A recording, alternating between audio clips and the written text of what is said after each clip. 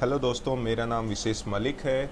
इस वीडियो में हम लोग डिस्कस करने वाले हैं विंडोज सर्वर 2012 में सेकेंडरी डीएनएस सर्वर कैसे कॉन्फ़िगर करते हैं।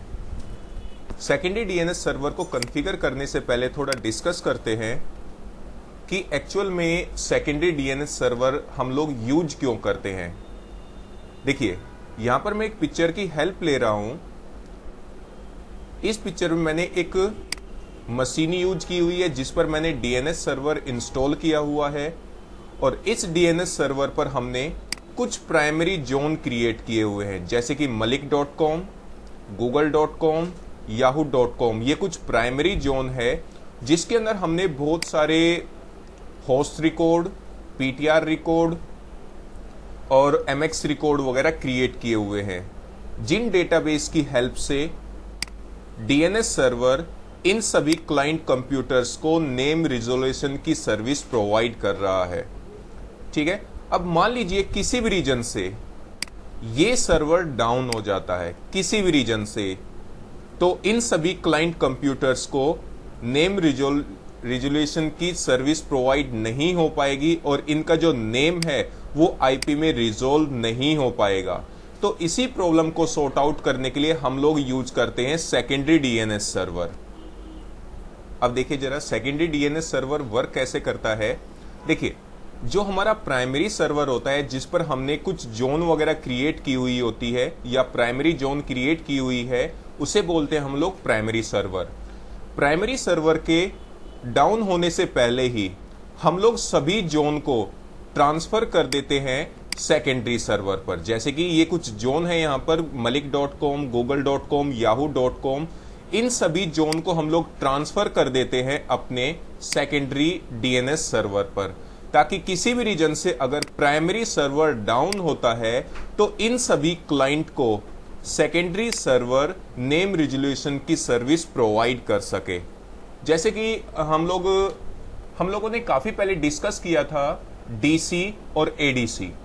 डीसी की फॉल्ट टॉलरेंस के लिए हम लोग यूज करते हैं एडीसी, ताकि किसी भी रीजन से अगर डीसी डाउन हो जाता है तो क्लाइंट को सर्विस प्रोवाइड करेगा एडीसी। सेम यही फंक्शन होता है यहां पर प्राइमरी डीएनएस सर्वर और secondary DNS server. Primary DNS server की फॉल्ट टॉलरेंस के लिए हम लोग यूज करते हैं secondary DNS server. Second thing, यहां पर एक चीज ध्यान रखना, जो प्राइमरी डीएनएस सर्वर होता है उस सर्वर को इन सभी डेटाबेस पर या इन जोन पर रीड एंड राइट की परमिशन होती है, लेकिन जो सेकेंडरी डीएनएस सर्वर होता है उसको केवल रीड ओनली परमिशन होती है। ये हमेशा ध्यान रखिएगा आप। तो दोबारा से देखिए जरा, प्राइमरी जो डीएनएस सर्वर होता है उसे अपने डेटाबेस पर रीड एंड राइट की परमिशन होती है, ये आप यहां पर देख सकते हैं। लेकिन जो सेकेंडरी डीएनएस सर्वर है, सेकेंडरी डीएनएस सर्वर पर जो डेटाबेस, जो जोन ट्रांसफर की गई है प्राइमरी सर्वर से, उन सभी डेटाबेस पर सेकेंडरी सर्वर को या सेकेंडरी डीएनएस सर्वर को केवल रीड ओनली परमिशन होती है। सेकेंडरी डीएनएस सर्वर किसी भी डेटाबेस के अंदर कोई भी एडिटिंग या मॉडिफिकेशन नहीं करता है, लेकिन जो प्राइमरी डीएनएस सर्वर है वो किसी भी डेटाबेस में किसी भी टाइप की एडिटिंग या मॉडिफिकेशन कर सकता है। तो अब आपको थोड़ा एक कॉन्सेप्ट क्लियर हो गया होगा कि सेकेंडरी डीएनएस सर्वर हम लोग यूज करते हैं प्राइमरी डीएनएस सर्वर की फॉल्ट टॉलरेंस के लिए, ताकि किसी भी रीजन से अगर प्राइमरी डीएनएस सर्वर डाउन हो जाता है तो क्लाइंट को सर्विस प्रोवाइड करेगा सेकेंडरी डीएनएस सर्वर। तो अब सेकेंडरी डीएनएस सर्वर कैसे कॉन्फ़िगर करते हैं, इसको प्रैक्टिकली परफॉर्म करते हैं।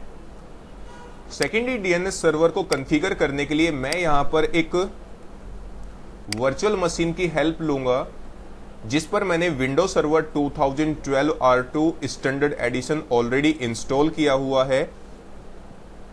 इसका सर्वर मैनेजर पेज ओपन करते हैं। ये देखिए जरा, इसको मैंने कंप्यूटर नेम असाइन किया हुआ है डीसी, और इस पर मैंने malik.com के नाम से डोमेन क्रिएट किया हुआ है।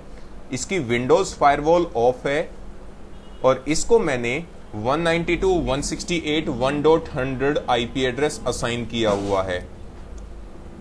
अब इस मशीन को मैं as a primary server use कर रहा हूं।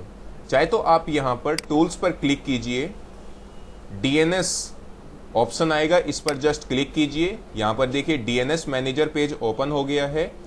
जस्ट कंप्यूटर नेम को एक्सपेंड कीजिए। यहां पर देखिए जरा, यहां पर मिलता है आपको फॉरवर्ड लुकअप जोन, जस्ट इसको एक्सपेंड कीजिए। यहां पर मैंने google.com के नाम से एक प्राइमरी जोन ऑलरेडी क्रिएट किया हुआ है और इस पर कुछ रिकॉर्ड्स भी क्रिएट किए हुए हैं, होस्ट रिकॉर्ड। इसी तरह एक malik.com के नाम से प्राइमरी जोन क्रिएट की हुई है जिस पर मैंने कुछ होस्ट रिकॉर्ड ऑलरेडी क्रिएट किए हुए हैं, mx रिकॉर्ड क्रिएट किए हुए हैं, ये आप लोग यहां पर देख सकते हैं। के साथ साथ मैंने यहीं पर एक रिवर्स लुकअप जोन भी क्रिएट की हुई है और उस रिवर्स लुकअप जोन में मैंने कुछ पीटीआर रिकॉर्ड क्रिएट किए हुए हैं। तो ये है हमारा प्राइमरी डीएनएस सर्वर जो कि क्लाइंट को नेम रिजोल्यूशन की सर्विस प्रोवाइड कर रहा है। अब मैं चाहता हूं कि किसी भी रीजन से अगर प्राइमरी डीएनएस सर्वर डाउन हो जाता है एक्सीडेंटली, तो क्लाइंट जो है सेकेंडरी डीएनएस सर्वर से सर्विस को रिसीव करे। तो इसके लिए हमें एक अनदर मशीन की रिक्वायरमेंट होगी जिसको मैं as a secondary server use करूंगा। तो यहां पर देखिए जरा, मैं एक अनदर मशीन यूज कर रहा हूं जिसका नेम है नोड 1। इस मशीन पर भी मैंने Windows server 2012 R2 already install किया हुआ है और इस मशीन को जिसको मैं as a secondary DNS server use करूंगा, मैंने मलिक डोमेन की मेंबरशिप प्रोवाइड की हुई है और इस मशीन को मैं आईपी एड्रेस यूज कर रहा हूं 192.168.1.101। तो सबसे पहले इस मशीन पर जिसको मैं as a secondary DNS server use करना चाहता हूं, इस पर मैं डीएनएस सर्वर रोल इंस्टॉल करूंगा। तो डीएनएस सर्वर रोल को इंस्टॉल करने के लिए मैनेज पर क्लिक कीजिए। यहां पर ऑप्शन आता है ऐड रोल एंड फीचर्स, इस पर जस्ट क्लिक कीजिए। नेक्स्ट पर क्लिक कीजिए। रोल बेस्ड और फीचर बेस्ड इंस्टॉलेशन पर ही बाय डिफॉल्ट चेक मार्क है, एज इट इज रहने दीजिए। नेक्स्ट पर क्लिक कीजिए। देखिए ये है हमारा सर्वर नेम जिसको मैं as a secondary DNS server use कर रहा हूं। ये सेकेंडरी डीएनएस सर्वर का आईपी एड्रेस है और इस पर कौन सा ऑपरेटिंग सिस्टम इंस्टॉल किया गया है। जस्ट नेक्स्ट पर क्लिक कीजिए। अब देखिए ये आ गया है रोल्स ऑप्शन। यहीं पर ऑप्शन मिलेगा आपको DNS server. Just add features पर क्लिक कीजिए। ये देखिए डीएनएस सर्वर पर चेक मार्क हो गया है। नेक्स्ट पर क्लिक कीजिए। अगेन नेक्स्ट पर क्लिक कीजिए। Again next.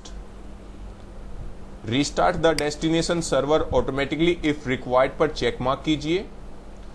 Do you want to allow automatic restart, yes पर क्लिक कीजिए और इंस्टॉल पर क्लिक कर दीजिए।